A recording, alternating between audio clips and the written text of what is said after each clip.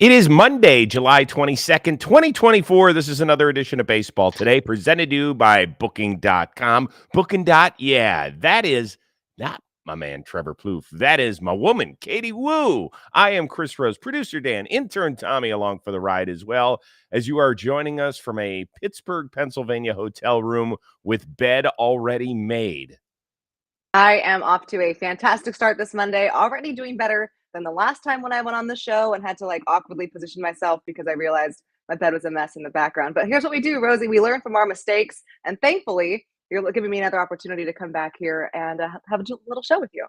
I am just so happy that you made it, period, with the travel hell that is going on in this country. I thought you were going to have to walk from Atlanta to Pittsburgh.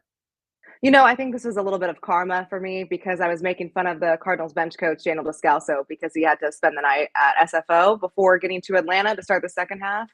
And that came back for me real quickly because a lot of delays in Atlanta, a lot of unhappy people, a lot of crowds in that airport, but did get here around 3 a.m. So, yeah, we're fine. We're ready to go. New week. Well, Hartsfield International, it's a quiet little, airport anyway, so it's never Yeah, busy. very small, very Yeah. quaint. Yes, it's Easy. cute. It's adorable.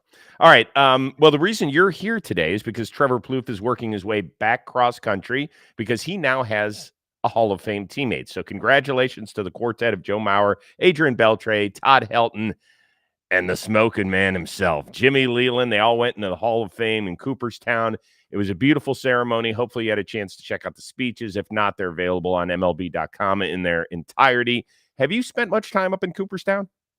So I've never been to Cooperstown. It is a bucket list item of mine for obvious reasons. And not to get ahead of myself, though, I do think in a couple of years I will make the trip when a certain Albert Pujols gets inducted. Bold assumption, right, Mm-hmm. that he's gonna make it to Hall of Fame. But I am circling my sights. I believe it's 2027 when he's eligible to be on the ballot for the first time. So hopefully in about 3 years I can tell you all about my Cooperstown experience. Yeah, well, that was our official tip of the cap. I have yet to be up there for an actual induction ceremony, so I'm looking forward to that. I have a couple of guys that I know pretty well that might be getting in sometime in the near future. I was there I guess now, wow, 6 years ago when our youngest son played in the Cooperstown tournament when you're 12 years old, and that is a great time, and we had a great tour of the Hall of Fame. And if you haven't done it, please go do it. Baseball fan, it's like Disneyland. It's remarkable. You won't be disappointed. If you go there during the big weekend, it's even better. I know Plouffe I texted him last night. He said he's having the time of his life. So can't wait to hear about that when he rejoins us on tomorrow's show. Let's start where you just left, and that would be Atlanta. Very rough weekend for the Braves. The easy part was that they actually lost 2 of 3 to the St. Louis Cardinals. The bad news was Max Fried got placed on the injured list. He's got a forearm injury.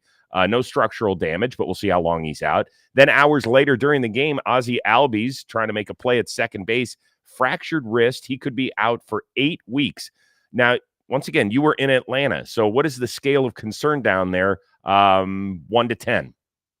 Yeah, that was rough. You hate seeing that happen to anyone, especially Albies, who's been through his fair share of injury history.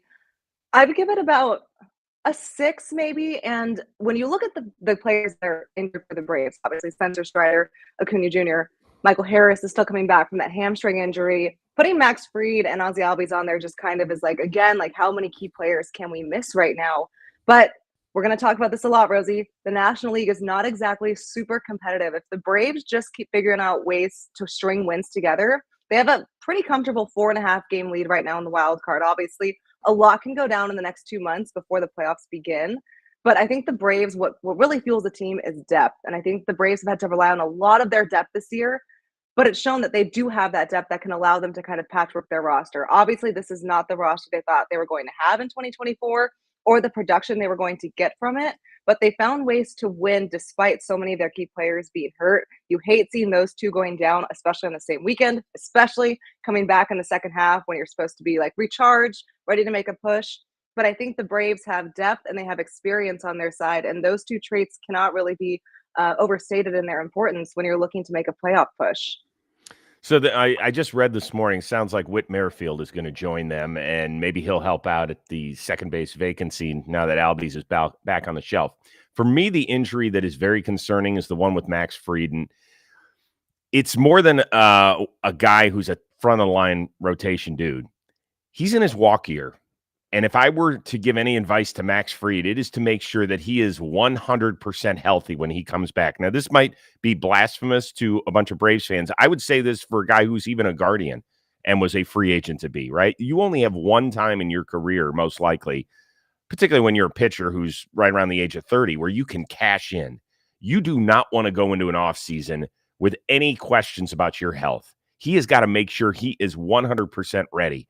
So even though he might be close to being back and want to pitch for the boys and the whole bit, boy, that's an injury where maybe it takes a few weeks for a normal guy, but a guy who's about to hit big time in the jackpot area, I would make sure that I am a full go. Does that sound weird?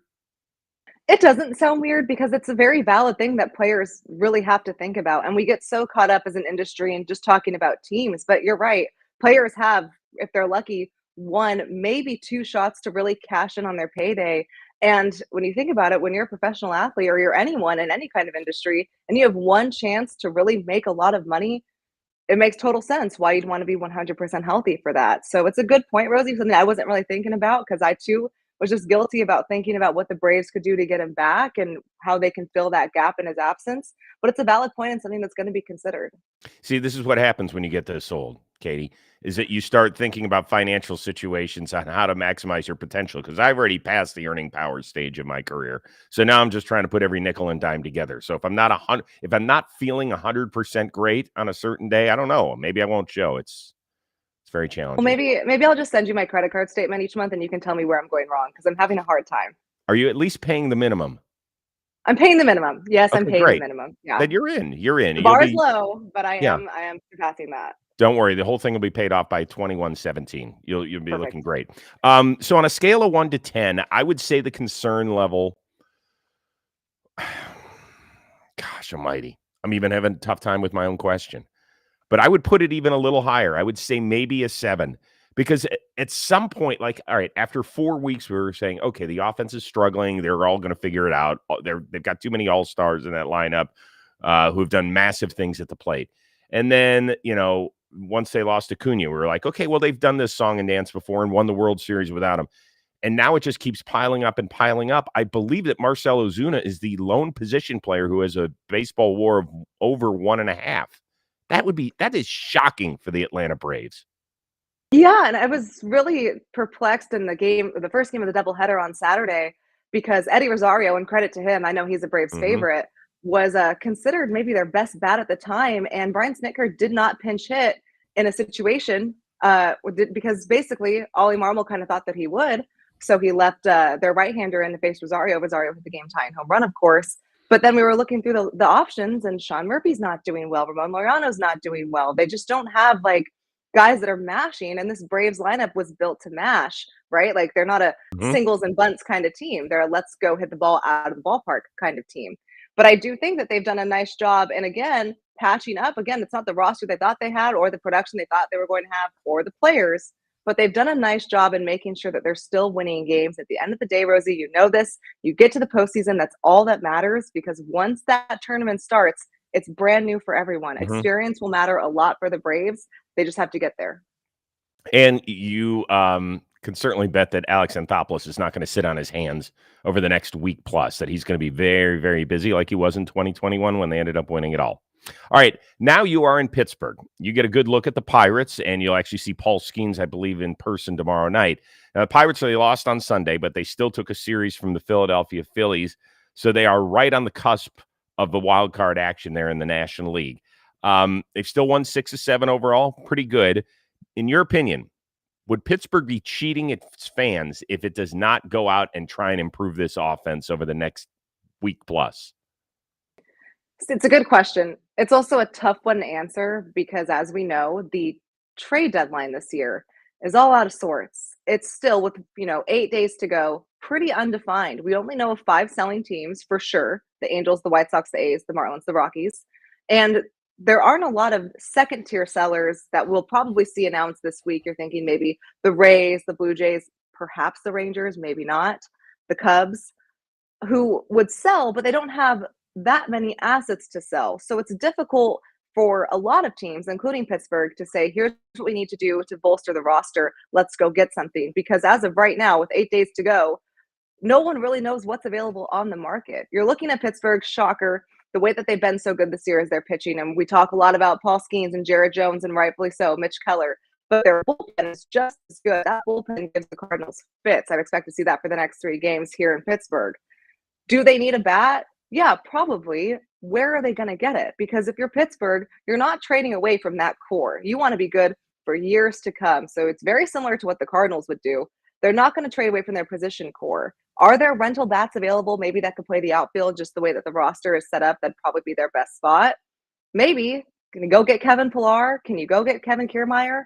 Are there a lot of rental options that aren't going to break the bank? Because we know this, Pittsburgh is not exactly a spendy organization. They're very conservative, and they're not going to part away from their prospect haul or their emerging core just to get a bat to be good this year. We call that cheap where I'm from. I don't know. Looking for a nice way. Yeah, no. You don't need to be kind on this. This is John Boy Media. We go any direction we want. Right. So if they, if it looks cheap and smells cheap, it is cheap. It's fine. Hop on. Cheap. You're not trying to get a job with the Pirates or anything, are you? Oh no, I'm very fine here. Okay, then call them cheap. Come on, what if you'll feel better? Yeah, they are right. They're cheap. They're what? They're what? Say So, it. Say it. They're cheap, Rosie. Yes. They're cheap. Yes, there we go.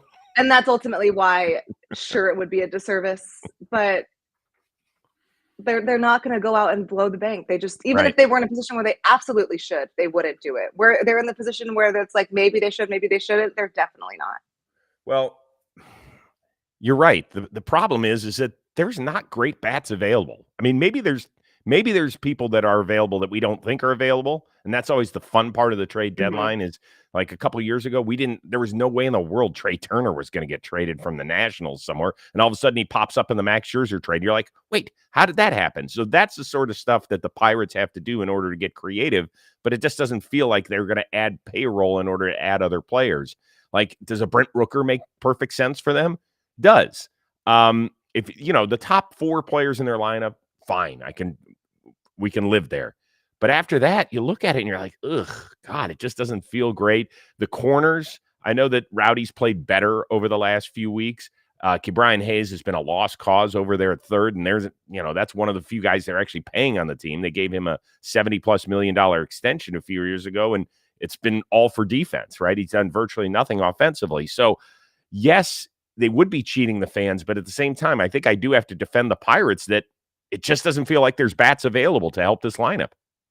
There isn't, especially when you counter that with how many teams are looking for bats that would outspend the Pirates anyway. Like, it's not just the fringe teams. The teams that we know are usually going to be in at the trade deadline do some weird sicko things. You're looking at the Dodgers, the Padres, the Phillies, potentially the Braves. Like, this is just National League, not even considering what the American League would do. Then you also have the fringe teams, the ones that are really close. It's easy to stick to the National League because they're grouped together so tightly.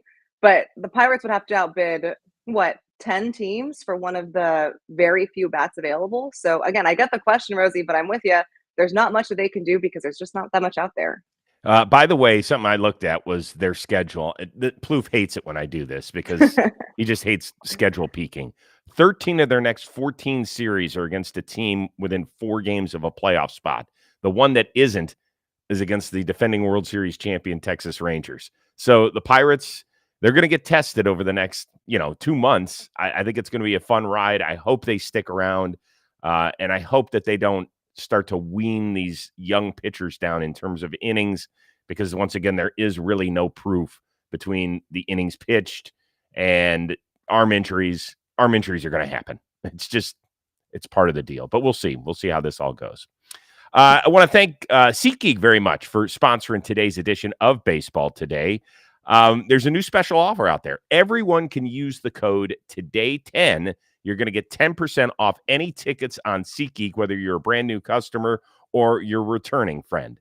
So baseball season with it officially here, and we're smack dab in the middle of summer, and you want to check out Drake and Bad Bunny on tour. Well, you already know that SeatGeek is the best place to get your tickets. No matter how many times you've actually bought tickets using SeatGeek before, Today 10 is going to get you 10% off that next order. So just do me a favor.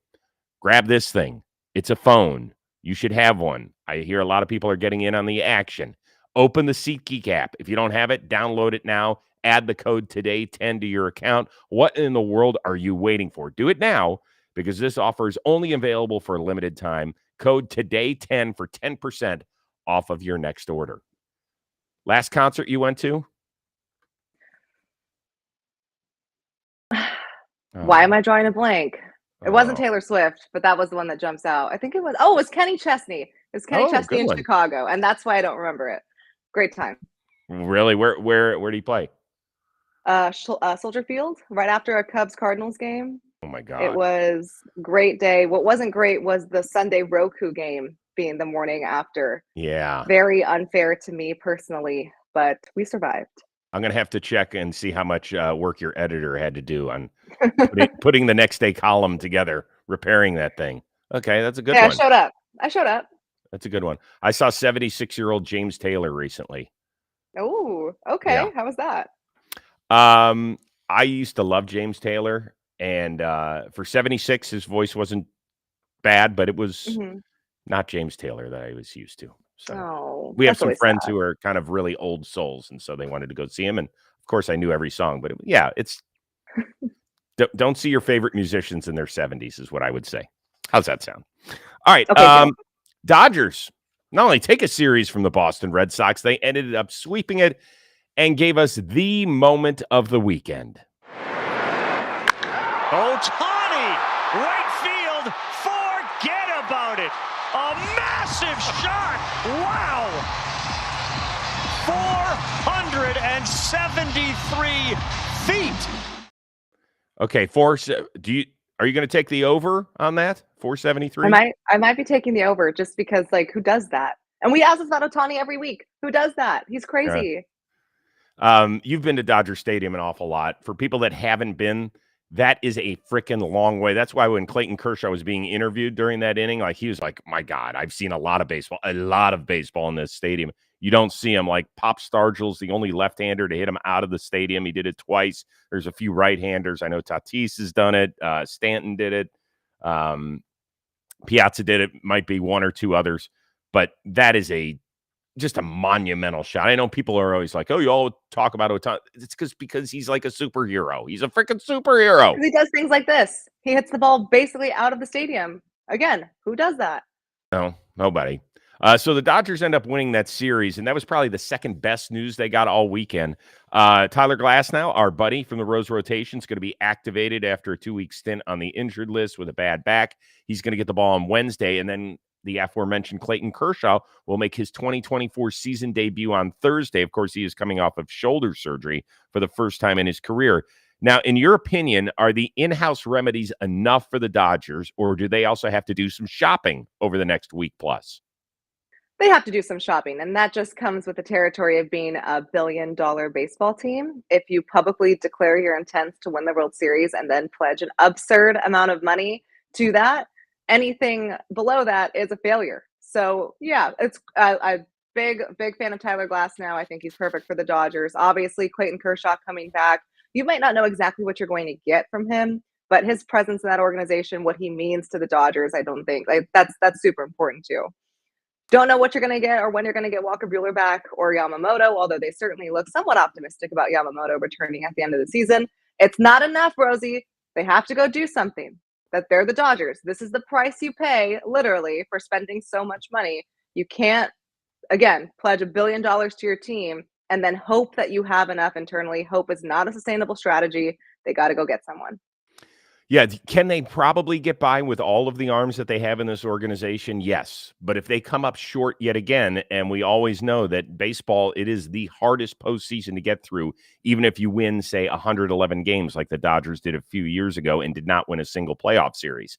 You have to maximize every opportunity. And that means when you are so good at drafting and developing like the Dodgers are, not every team can go out and spend $700 million on a player like they did for Shohei Ohtani, but every team hopefully can draft and develop well. That's not the reality. The reality is the Dodgers are great at spending money and drafting and developing. It's why they're able to do this from two ends of the spectrum. So yes, give up some of those young arms, give up some of those young outfielders that you've got. And you have to at least say at the end of the day, we tried everything feasible to get this done.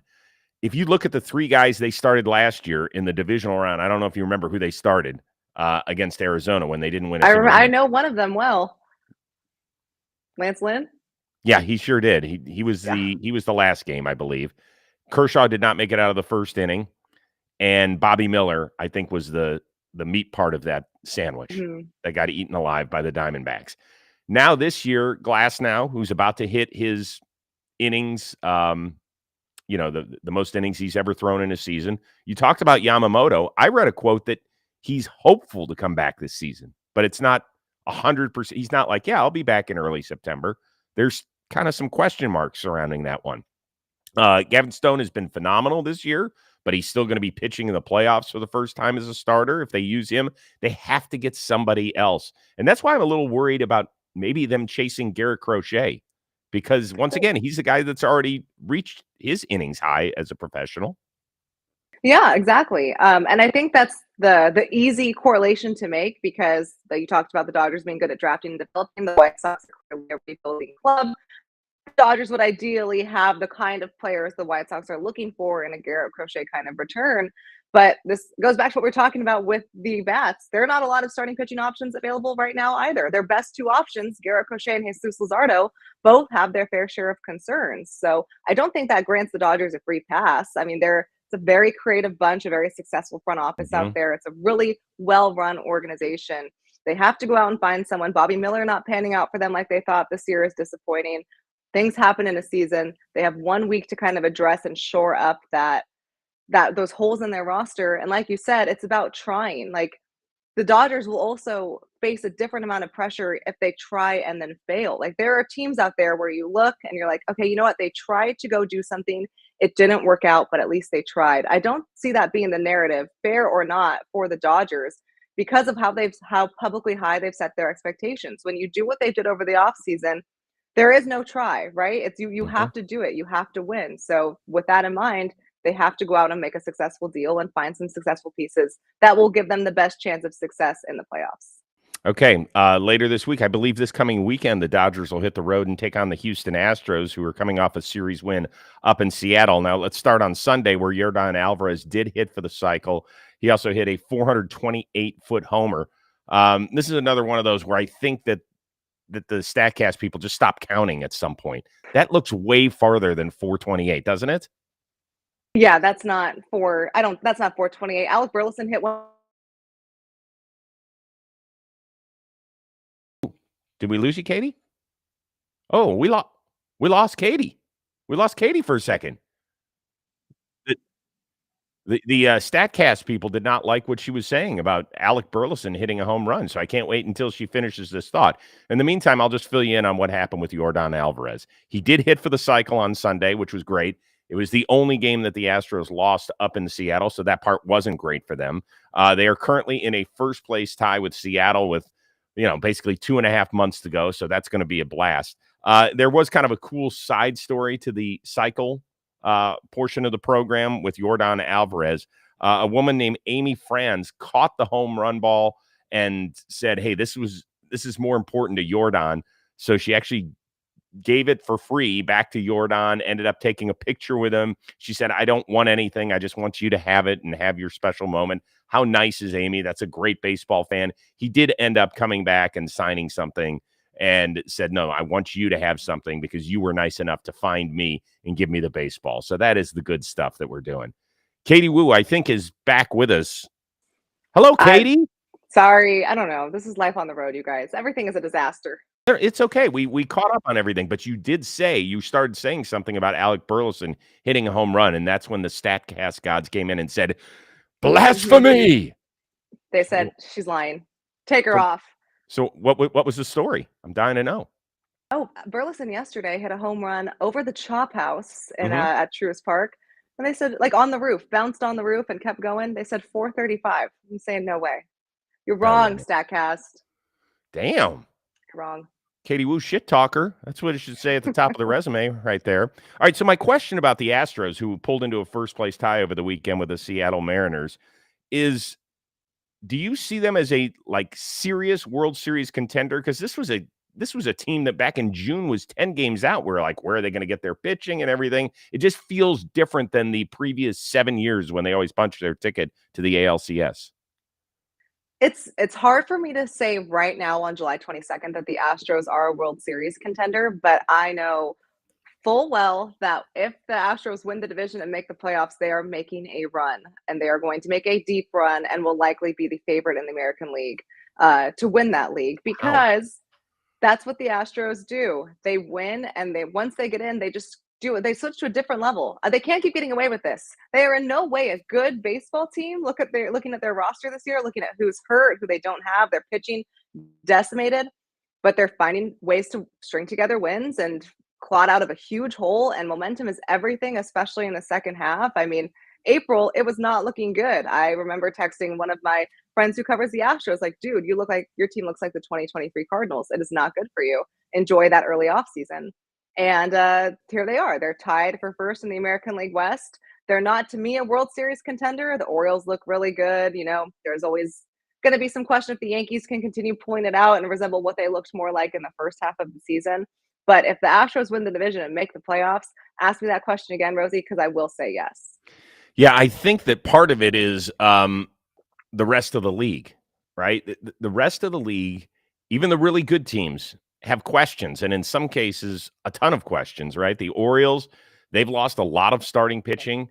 Can they make it all the way through and through an October run with what they have in-house? I don't think so. I think they've got to, get rid of some of those younger players that they've got that other teams will be salivating for. The Yankees, as we've seen, their starting pitching has basically fallen apart the last 6 weeks, and offensively, they've got some guys who just aren't doing anything. They could use some help in the infield. The Cleveland Guardians have hit their worst stretch of the year. They're going to need help in their rotation and with their lineup. I mean, it feels like the Minnesota Twins are almost like the most complete team around, even though they didn't win either game against the Milwaukee Brewers this weekend. So there's just a lot of question marks about a ton of teams. So I would say, yes, the Astros are firmly entrenched as maybe not the team to beat, although you did say that. I want to wait until after the trade deadline to make that statement, but there's no way I'm going to count this team out based on who they've got, what they've accomplished, and particularly in the month of October. Exactly. And that team, as soon as the calendar turns to October, they have a different identity. Yep. They just know that they're good in the postseason. They know what it takes to win. That stuff is so valued. It doesn't show up on the box score metrics or anything. But when a club and its core knows what it takes to win in the postseason, that's when they're their most dangerous. That's when the Astros are always their most dangerous. I expect it will be a very exciting October again in Houston. Yeah, I think the American League playoffs are going to be a blast. I really do. And I think there's a ton of pressure on GMs and front office types over the next week plus to get things going, because there's so many fan bases that are sitting there salivating. And then at the end of the day, I know we're going to hear some say, hey, listen, we just lost out because we didn't have all the ammo or whatever, we didn't pull the trigger. I know one thing you won't hear out of those architects' mouth, and that is, well, the owner didn't sign off on that deal because didn't want to give us any more money, because they're going to be the ones that end up being the bad guys. And we know that real rich owners and billionaires don't like looking like fools in front of their fan bases. Just kind of going on a limb here. This episode of Baseball Today is brought to you by Booking.com. Booking.yeah. So we're crawling toward the end of July, but don't worry. I know that you still have time to go visit your favorite baseball team on the road. So that means that you're looking at the calendar. You're like, okay, what city haven't I been to? Because I'm not going to any team that's within our division. I have never done that. Well, yeah, we're talking about booking a trip to your rival cities with hotels and bed and breakfast and vacation rentals and resorts and so much more at your disposal. Just a fingertip away on Booking.com. You might just find the perfect stay even in your baseball rival cities. Like Katie, of course, covers a team there in the National League Central. Within driving distance, you could go to Cincinnati if you wanted to, or Chicago, or make a really long drive to Milwaukee or something like that. Heck, even Pittsburgh, which is a great, great stadium and a really good team. So you might want to go check out the Cardinals for one of those series. Quickly, go book it today on Booking.com. You could be there for tomorrow's game. You could check out the Cardinals against Paul Skeens in person. It's perfect. You might even find a great hotel that overlooks a beautiful, beautiful stadium. It's all there on Booking.com because they got so many choices from across the U.S. The right stay can make you a fan of any U.S. city, yes, even your arch rivals. So book today on Booking.com, an official accommodation partner of Major League Baseball. You can do that on the site or in the Booking.com app today. Go get it done. All right, a ton of great performances. I just want to give a shout out to the last two Padres starting pitchers, Michael King yesterday, Dylan Cease. They each pitched 7 amazing innings in their wins in Cleveland. Randy Arozarena, 3 homers, finally got his OPS over 700 for the first time since early April. Rays are trying to win a 4-game series, a wraparound series in New York. But let's focus on Giants rookie pitcher Hayden Birdsong. This was an amazing performance. 12 strikeouts in just his 5th career start. And he did this without the manager in the dugout. Bob Melvin, he was upset about some calls the other day. And this is the pregame lineup delivery. So he is getting in the faces of the umpires. And they said, you know what? You're done. Go back to your clubhouse. You're out of here. So he got tossed. Here's Birdsong on the whole incident. I'm not going to lie. This is probably bad on me, but I had no idea until I came in here and I was like, where's Bowmel? I was like, what inning did he get ejected? Before the game? Okay, so like I came in, I was like, where's Bowmel? And then I was sitting there, I was like, what's going on? And then I came out, walked back in, and he's sitting in his office. I was like, okay. I had no idea. So what was more impressive, his performance on the mound or the fact that he had so much tunnel vision, he didn't even know his manager had gotten ejected? I love pitchers so much. I really do. They're just such a different breed. And it's the more you know pitchers, specifically starting pitchers, the less surprising it is because they really just focus on one thing. I can't even tell you how many times one has come in after a game and been like, asked me the most absurd question about, hey, how many batters did I walk? Or hey, who's starting tomorrow? Like they just are so focused on each pitch. That's not at all surprising. I love that he just owned it though. And it still didn't dawn on him when he sees Bowmel sitting at his desk. He still just thought that was normal. Like, oh, okay, I guess he wanted a little break. I love that. But I like what Hayden Birdsong does for the Giants. Starting pitching has been kind of their downfall. They just haven't had enough of it at all for the first half. So it's nice to see them rely on some of that depth and call up a rookie and have him deliver the way that he did. 12 strikeouts at Coors. That is difficult to do. And your 5th start at that. So yeah, hands all around to Hayden Birdsong. That's a pretty incredible performance. I loved seeing him during that interview, and the fact that the first words out of his mouth were, "I got to be honest." Like I love that about a kid that's 22 years old, and he looks like a kid that could be back from college break, for the summer, living under his parents' roof. Like that's the sort of dude I expect to roll out of bed. Hey, do I have any laundry that's done? Are there any snacks in the fridge? Like I equate him to like my kids right now, except that he throws 97 with a ton of movement. So that I guess that's where they kind of split off. Just slightly different. Yeah. Yeah. Slightly different. So I loved it. I loved the comment. I loved the honesty. I loved everything about it. And Bowmel did say afterward, that was not orchestrated. I did not plan it. I'm going to call bullshit on that one. I think that one might have been planned a little bit. I think he was a little pissed that the Giants came out of the break losing a couple at Coors Field. So, hey, if you're going to get tossed early. Don't work if you don't have to. Yeah, get out of there. First inning, go take a shower, open a beer, chill. That's the way to do it. That's a pro move. I think Bowmel's more of a wine guy, but yeah, I understand where you're going. I bet you. I think he's more. He probably has a wine set up in every visiting clubhouse that he visits. That's my guess. I would. Can you imagine going to the press box and there's just bottles of wine in my seat? What do I have to do to get that? Well, why is it too late to start now? It's not. I guess it's not. I guess you're right. Yeah. Wow. My coverage of the series will be fantastic. Usually you start a baseball festivity with the national anthem. We are going to end today's show with that because our good friend Stephen Brault stepped to the mic this weekend. O'er the land of the free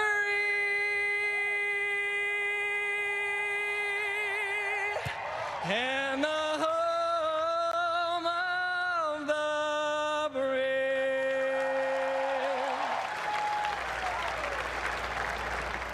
Beautiful. Talk about crushing it, huh? That was the performance, the confidence. You can't fake that. That was someone who went up there and knew he was going to crush. So, yeah, that was fantastic. I actually called him yesterday, and I was like, dude, you did an amazing job. And I asked him how it compared. He did it one time when he was in uniform for the Pirates a bunch of years ago. I said, how did it compare? He said, well, it kind of balanced it out because I was in uniform back then, so there was a different sort of pressure. But he also said it was midweek and we weren't drawing anything. He said this was a packed house. So Yeah, and there were a lot of fans in that background. yeah, and he said that I haven't been practicing my singing because I've been saving it for his broadcasting. He does pre and post for the Pirates. So maybe go find him when he's there today or over the next few days and just say, Chris said that we were going to be talking about this and you nailed it. You nailed Good it. job. Good job, Yeah. Stephen. I Yeah. will do that. He's one of those guys that seemingly has it all, right? He was a professional athlete. He's a funny guy, great personality. He's good looking, and he can sing. It's like save some It's for the rest honestly of us. unfair. Yeah. So why, Stephen? Why are you so selfish? What a jerk. Jerk. Hey, don't forget to get your booking.com question in by Thursday night so we can have one on Friday's show. You've been crushing it over the last several weeks. You guys have been helping us out with that last question of the day. Katie Woo, I think our job is done here. I think so too. Hey, what a nice way to start the week, Rosie. Thanks for letting me crash the party again. Trevor Plouffe, hope you had a great time in Cooperstown. Get back here, dog. They miss you, though. Oh, stop. The people in the I'm just saying, the last time you were there, I'm not going to put any pressure on people to say this again in the comments, but Plouffe was lucky he had a job the next day. That's all I'm going to say. I learned from the best. He sets a good example. He does. He certainly does. He's a good guy. But you are welcome here anytime. Out of curiosity, how often do you make your bed when you're not on the road? I always 0 out of 10. I will never do that. Really? Yes. We've started. when I'm not on the road? Yeah. Oh no, if I'm at home, I'm gonna make my bed every day. But if I'm on the road, no way. We have a friend that told us that making your bed at home is a sign of intelligence, which is why we're trying to do it at least half the week, but half the week we're so stupid that we forget to do it. It's about incremental improvements, Rosie. I believe in you. You got to start the day off nice, smooth the bed out. Okay. Everything looks clean. You're in a good health, mental space for the rest of the day. It works. Trust me. Well, in that case, we have to wrap it up because I have to go make my bed. For our one-of-a-kind producer, Dan Rourke, our amazing intern, Tommy Young, want to thank Katie Woo. Continue to read her amazing work at The Athletic. I am Chris Rose. We will see you Tuesday back here with Trevor Plouffe on Baseball Today, presented to you by Booking.com.